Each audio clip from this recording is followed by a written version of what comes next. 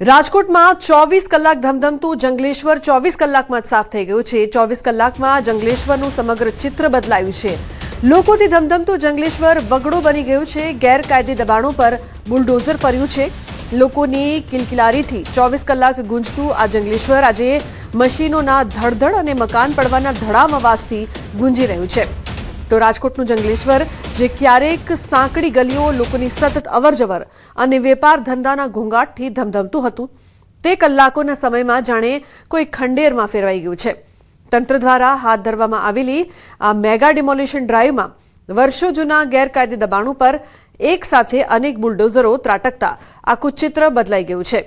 જ્યાં નાના બાળકોના હસવાના અને શેરીઓના પરિચિત અવાજો આવતા હતા ત્યાં આજે ચારેકોર માત્ર કાટમાળના ઢગલા, ધૂળની ડમરીઓ અને જેસીબી મશીનોના કર્કશ અવાજો સંભળાઈ રહ્યા છે।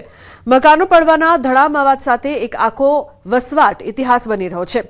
પોલીસના ચુસ્ત બંદોબસ્ત વચ્ચે ચાલી રહેલી આ કાર્યવાહીના કારણે લોકોમાં ક્યાંક ફફડાટ તો ક્યાંક લાચારી જોવા મળી રહી છે। રસ્તાઓ પહોળા કરવા અને ગેરકાયદે બાંધકામો દૂર કરવાના આકરા વલણને પગલે જંગલેશ્વરના દ્રશ્યો એટલી હદે બદલાઈ ગયા છે કે જે લોકો અહીં વર્ષોથી રહેતા હતા તેઓ પણ આજે પોતાના ઘરનો રસ્તો ઓળખવાના થાપ ખાઈ રહ્યા છે। હવે ખાસ વાત તો એ છે કે વહીવટી તંત્રની આ બુલડોઝર નીતિ એ સાબિત કરી દીધું છે કે કાયદાના શાસન સામે ગમે તેવા મજબૂત ગણાતા દબાણો પર ટકી શકતા નથી। જે વિસ્તાર 24 કલાક જીવંત લાગતો હતો ત્યાં આજે માત્ર પથ્થરોનો વગડો અને સુનકાર વ્યાપેલો જોવા મળી રહ્યો છે। ત્યારે હજુ પણ ગેરકાયદે દબાણો દૂર કરવાની કામગીરી શરૂ છે।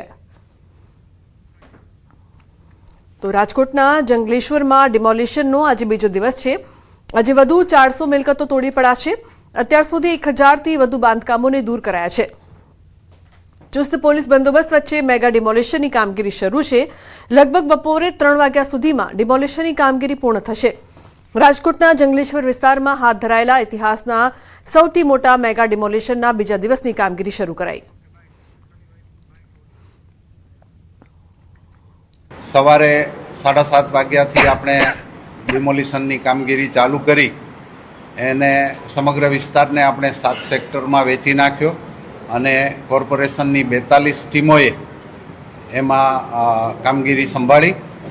આપણે 63 JCB machine, 7 Hitachi machine, concrete cutter machine, gas cutter machine અને ટ્રેક્ટરો એમ કરીને 260 પ્રકારની મશીનરીનો એમાં ઉપયોગ કર્યો અને ટોટલ 1500 જેવી જે પ્રોપર્ટી આપણે આઈડેન્ટિફાઈ થયેલી એ પૈકી આપણે સાંજ સુધીમાં 1119 પ્રોપર્ટીનું ટોટલ ડિમોલિશન કરી દીધું છે। છેલ્લા ઘણા દિવસોથી મનપાની ટીમો દ્વારા અને પોલીસની ટીમો દ્વારા ઘરે ઘરે જઈ દરેક રહેવાસીને, દરેક દબાણકર્તાને સમજાવવામાં આવતા હતા। એના લીધે મોટાભાગના જે દબાણકર્તાઓ છે એને સ્વૈચ્છિક રીતે પોતાના દબાણ તોડી પાડ્યા હતા અને બાકીના જે દબાણકર્તા હતા પોતાની રીતે પોતાનો સામાન લઈ જતા રહ્યા હતા। તો પોલીસ સાથે ઘર્ષણનો અથવા તંત્ર સાથે ઘર્ષણનો એક પણ કોઈ બનાવ બનેલ નથી। अन्य समाचार जूनागढ़થી કીર્તિ પટેલને પોલીસ સ્ટેશનમાં હાજર થવા ફરમાન। ભવનાથ પોલીસ સ્ટેશનમાં હાજર થવા માટે ફરમાન આપવામાં આવ્યું છે। સવારે 11 કલાકે હાજર થવા ફરમાન। 20 લાખની ખંડણી કેસમાં જામીન મળ્યા હતા। રિમાન્ડ પૂર્ણ થતા કોર્ટમાં રજૂ કરાઈ હતી। કીર્તિ પટેલે જામીન માટે અરજી કરી હતી। જામીન અરજી પર કોર્ટમાં દલીલો બાદ કોર્ટે જામીન મંજૂર કર્યા હતા।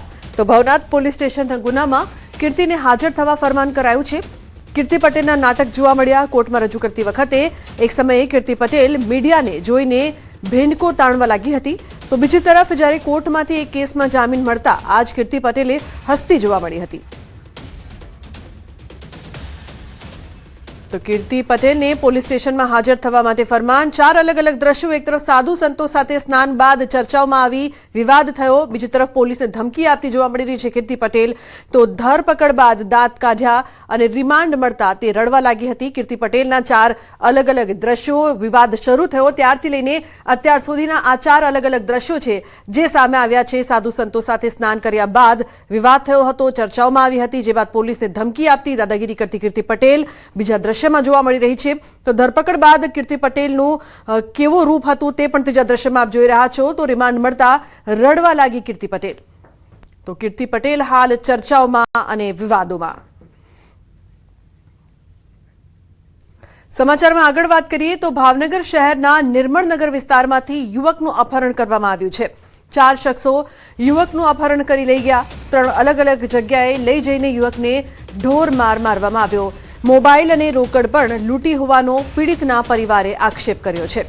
તો યુવકને સારવાર અર્થે સરકારી હોસ્પિટલ ખસેડવામાં આવ્યો હતો. જૂની અદાવતમાં અપહરણ કર્યું હોવાનું સામે આવ્યું છે. અપહરણની ઘટનાના સીસીટીવી પણ સામે આવ્યા છે. પોલીસે આરોપીને ઝડપી પાડવા ચક્રો ગતિમાન કર્યા છે.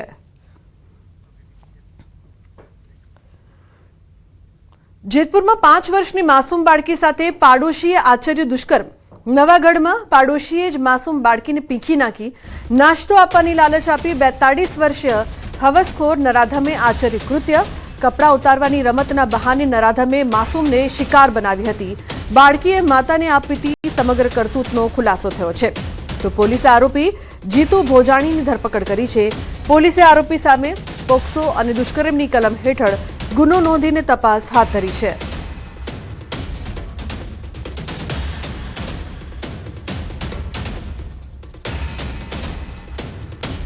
આરોપી છે જીતુ દેવજીભાઈ ભોજાણી, જે એમની પડોશમાં જ રહે છે અને અવારનવાર એમના ઘરે જતો હોય અને એમને પણ એમના ઘરે રમવા માટે બોલાવતો હોય અને આ શારીરિક અડપલા કરતો હોય. આ જે ભોગ બનનાર છે દીકરી, એના માતાજીને આ ખબર પડતા આ સમગ્ર મામલો છે એ પોલીસ સુધી પહોંચતા એનામાં કાયદેસર વિધિવત ગુનો દાખલ કરી અને એની ધરપકડ કરવામાં આવેલ છે.